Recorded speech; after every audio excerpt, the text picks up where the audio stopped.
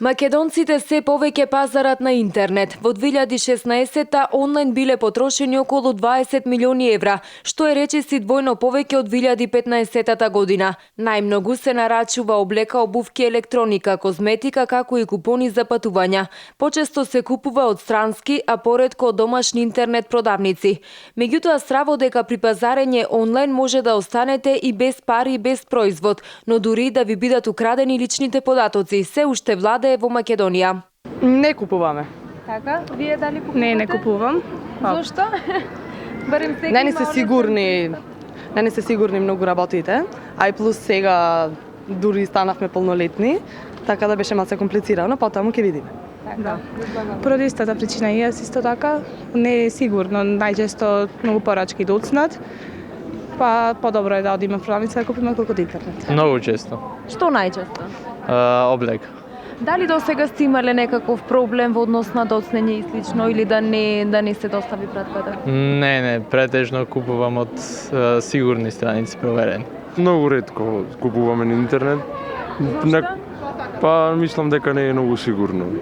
Според последните податоци на Државниот завод за статистика, кои се однесуваат на првиот квартал од 2016-та, на интернет најчесто се купува облека и спортска опрема, и тоа 54,7% од нарачките. Потоа електронска опрема 16,3%, производи за домакинство 13,1%, хотелско и друго сместување 9,7%, други аранжмани и патувања 7,3%, 8,2% од македонците онлайн купувале или нарачувале храна и прехранбени производи.